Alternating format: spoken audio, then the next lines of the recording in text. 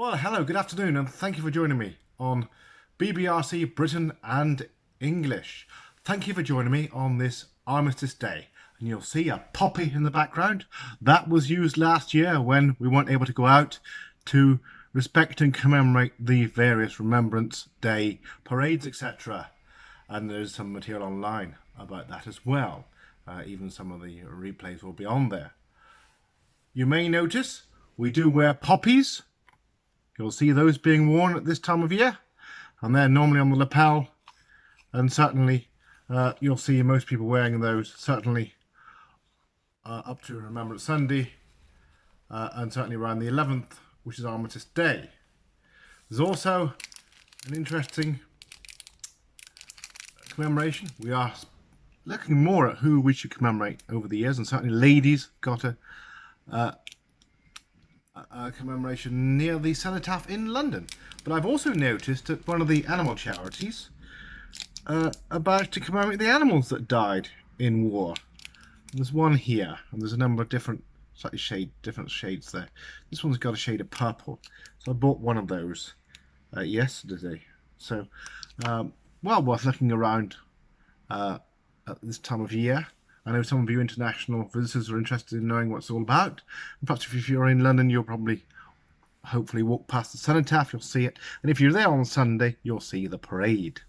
Well, I'd like to tell you a little bit about Armistice Day. And throughout many towns, villages and cities, certainly around this time, certainly today, Armistice Day, most places will observe a short act of remembrance to remember those lost in war. And this also happened around here this morning. Well, there was quite a large turnout, actually, considering the weather. About 40-50 people, and the mayor and obviously local vicar, short service, an act of remembrance, which includes the 2-minute silence and the last post. Well, I've got some key notes here now, so I'll let you know more about it. And later we'll talk a little bit more about Remembrance Sunday. But this is about Armistice Day. As part of Remembrance commemoration for those lost in war, Armistice Day is commemorated every year on the 11th of November. Armistice Day is commemorated to mark those lost in various wars and conflicts. The armistice was signed between the Allies of World War I and Germany at Compiègne, France, at 5:45 in the morning for the cessation of hostilities on the Western Front of World War I. We took effect at 11 o'clock in the morning on the 11th hour of the 11th day of the 11th month in 1918. So it's 103 years ago. And I should say as well, it's the 100th anniversary of the poppy. Humble poppy. And of course the red symbolises blood. According to the US 1st Division, however, shelling from both sides continued for the rest of the day, ending only at nightfall. The armistice initially expired after only 36 days, so just over a month, and had to be extended several times. A formal peace agreement was only reached when the Treaty of Versailles was signed in 1919. The commemoration was first observed at Buckingham Palace on the 11th of November 1919, coinciding with Remembrance Sunday and Veterans Day, so there's other two events on the calendar for remembering those lost in war. Similar ceremonies were developed in other countries, for example, South Africa.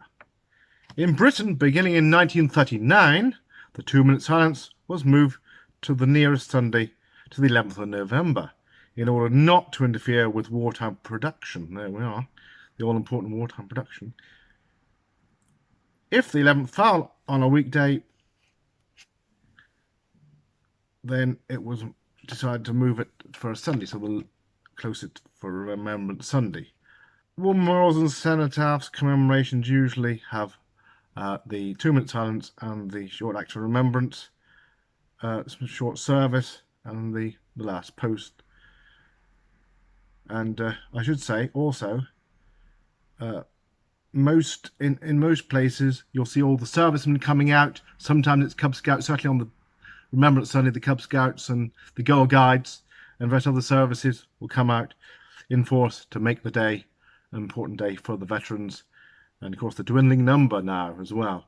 And I should also, in about the 1990s, the Armistice Day did make a comeback, because for years it wasn't really observed. It was Remembrance Sunday, but since the 1990s, with the influx of younger people being interested, so the media was suggesting, and it's probably true in a lot of areas, there was more interest. So in that respect, more people came out to events to know what it's all about and what those men and women sacrificed. And of course, not forgetting the animals lost in the war as well. Hopefully, long may it continue, and remember those lost in all the various conflicts over the years.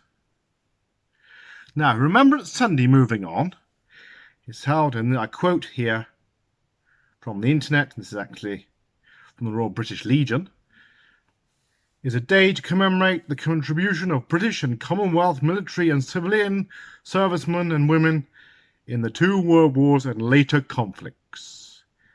Held at 11 o'clock in the morning, usually on the second Sunday in November. This year, it's the 14th of November.